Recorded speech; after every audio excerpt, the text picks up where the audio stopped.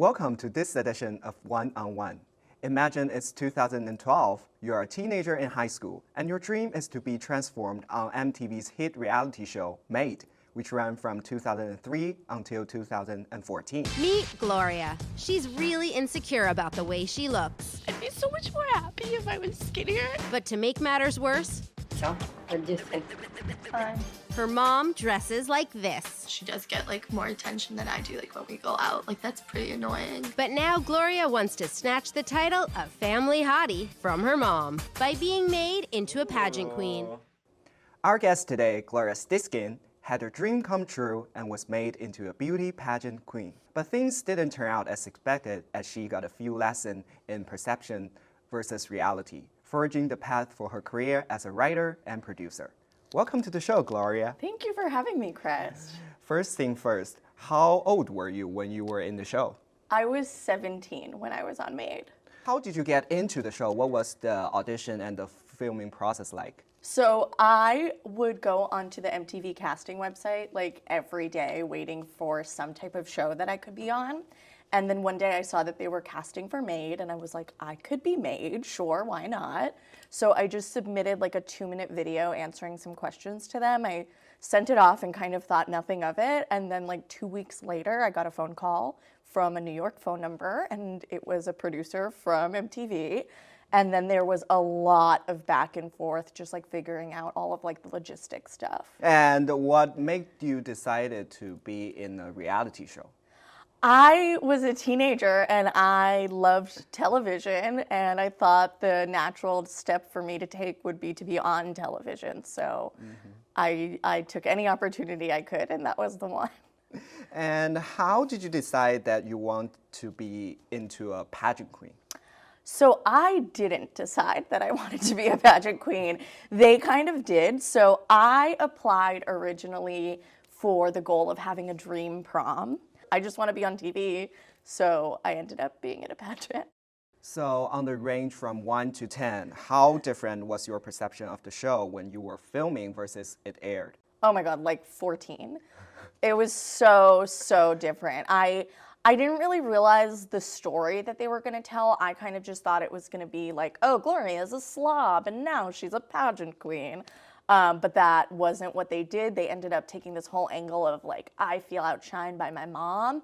And I certainly kind of got an idea that that's what they were doing throughout because I'm very stubborn and they really wanted me to have this conversation with my mom where I tell her I feel bad about myself because of you. And I was yeah, I guess that's true, but it's not really really my truth. That's not what's motivating me to do all of this, but for the sake of TV, they really wanted that. Sometimes when I'm with you, I feel really insecure about myself.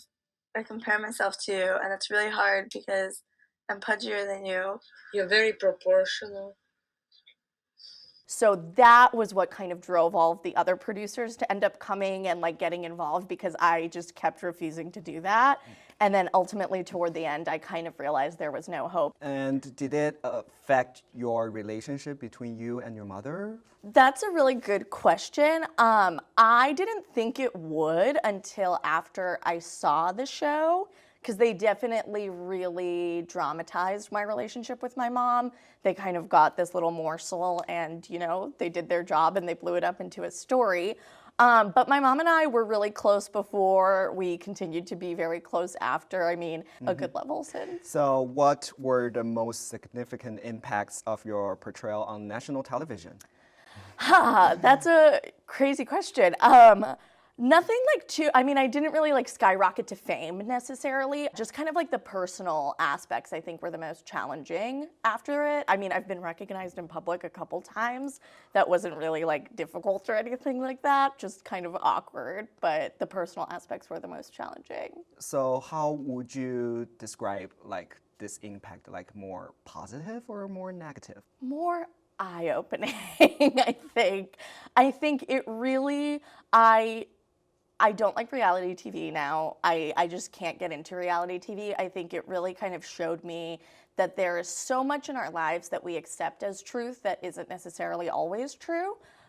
So I think I just kind of started to look at starting at reality TV differently, and then just kind of like now, especially with like social media and stuff, I think there's so much in the world where there is like perception and reality, and they are really different things. And I think without my experience on Made, maybe I wouldn't have been looking at things like that. You mentioned about like a transition, and I know right now you're interested in doing comedies. So I believe that was the time when you become interested in comedy. I think both of them have an element of storytelling. I mean, I, of course, was not part of the storytelling with the reality. I was just kind of like molded into the storytelling, but I saw it happen. So I think both nonfiction and fiction TV kind of share an element of you want a story with a beginning, middle, and end, and they both have that. Any type of writing, I think you have more control. And of course, with comedy, you kind of have the ability to iron out those uncomfortable moments and kind of make them a little less uncomfortable by putting a joke in there. And how did your experience in the show impact your decision in doing a master's degree in television, particularly in producing and writing? Yeah, so I think that experience really kind of like opened my eyes to the world of what is it that is making television? How does that look? People are really doing it. I want to be doing it. Like, you know, I was saying by seeing the way that TV worked, I think really inspired me to kind of want to take the next steps to see how I could put myself into that world. Given the chance to do it again, would you? I don't know. No, would I go back in time and not do it? No, I would still do it. But if I were given the chance to do it again now, I don't think I would do it. And any exciting next steps in your career? Hopefully just changing the world of television. I just got an internship with a streamer that I'm really excited about that'll hopefully kind of give me the opportunity to showcase my comedy a little bit more, and then just kind of hustling away and trying to find the next step after that. And finally, you're in the process now, and do you have any pieces of advice for like future television producers or content creators?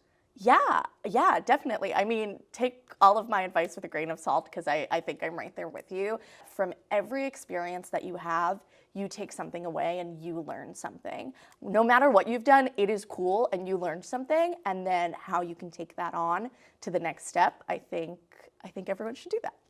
Well, thank you so much for giving us such useful advice. And thank you for watching this edition of One on One. See you next time.